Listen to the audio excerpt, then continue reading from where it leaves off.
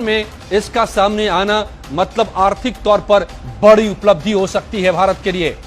6 corona मरीजों पर सफल परीक्षण किया गया है। जो खबर आ रही है, वैक्सीन के शुरुआती नतीजे सकारात्मक पाए गए हैं। पीजीआई चंडीगढ़ में 6 मरीजों को यह वैक्सीन लगाया गया और सबकी हालत बेहतर हुई।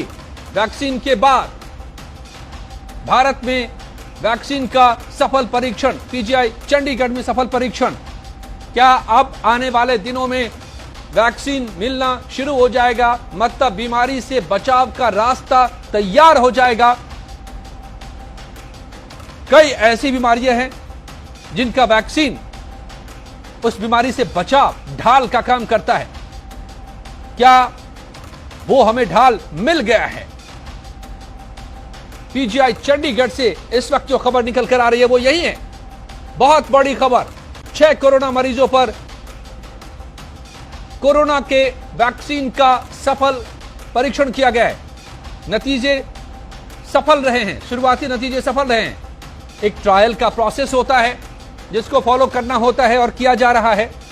आपको बताएं, 3 दर्जन के करीब दुनिया की बड़ी से बड़ी कंपनियां लगी हुई हैं, सरकारी संस्थान लगे हुए,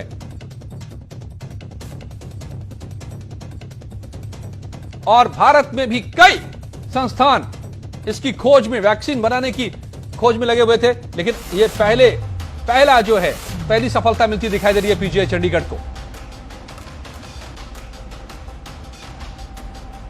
बड़ी खबर इस वक्त की, वैक्सीन का सफल परीक्षण पीजीआई चंडीगढ़ में। आपको बताएं कि पीजीआई देश का बेहतरीन संस्थान है। 3 केंद्र सरकार के बड़े संस्थान हैं मेडिकल से जुड़े हुए, all India institute of medical sciences Delhi, PGI Chandigarh और पीजीआई पौंडीचेरी। और ये 3 संस्थान केंद्र सरकार से फंडेड और संचालित होते हैं और देश के प्रीमियर इंस्टीट्यूट हैं ये, और यहीं से बेहतर खबर निकल कर आ रही है। उमेश शर्मा हमारे संवाददाता चंडीगढ़ से जुड़ गए हैं। उमेश, क्या यह जानकारी निकल कर आ रही है? जी देखिए, बड़ी एक राहत की खबर कहें, बड़ी एक सुकून की खबर कहें कि पीजीआई चंडीगढ़ से निकलकर जो आई है, क्योंकि कुछ दिन पहले जब देश के 3 बड़े अस्पतालों को एमडब्ल्यू वैक्सीन के ट्रायल का जिम्मा सौंपा गया था, एम्स दिल्ली, एम्स भोपाल और पीजीआई चंडीगढ़, तो पीजीआई चंडीगढ़ से जो खबर निकल कर आई वो ये निकल कर आ रही है कि 6 मरीजों पर इसका ट्रायल हुआ और उसके जो परिणाम, यानी कि जो राहत की बात है कि उन मरीजों पर इसका असर देखने को मिल रहा है। हालांकि ये शुरुआती एक तरह से ट्रायल का पहला कहीं आप चरण कह सकते हैं। शुरुआती जो उनको संकेत मिले पीजीआई को वो बहुत अच्छे, और यानी कि आगे इस ट्रायल को बढ़ाने के लिए कहा जाता है कि अगर शुरुआती संकेत अच्छे हों तो आगे भी ट्रायल इसका चलेगा। तो अभी 6 मरीज, हमारे पास ये पुख्ता जानकारी है कि 6 मरीजों पर यह ट्रायल किया गया और उनको अच्छा एक पीजीआई को इसमें संकेत मिला है आगे बढ़ने के लिए। और इसमें एक बात और ऐड मैं करना चाहूंगा कि ये, क्योंकि जो वैक्सीन है ये बेसिकली इम्यून बूस्टर है और क्रिटिकल पेशेंट को दी जाती है, क्योंकि वायरस से अगर आप लड़ेंगे तो इम्यून को बूस्ट करना है। तो ये शुरुआती जो हमें जानकारी मिली कि 6 मरीजों पर इसका भी ट्रायल किया गया और नतीजे जो है वो सकारात्मक रहे हैं। जी, तो क्या आगे इसका रास्ता क्या है? मतलब कि कितना और वक्त लग सकता है इसको? क्या कब से मरीजों को ये मिलना शुरू हो सकता है?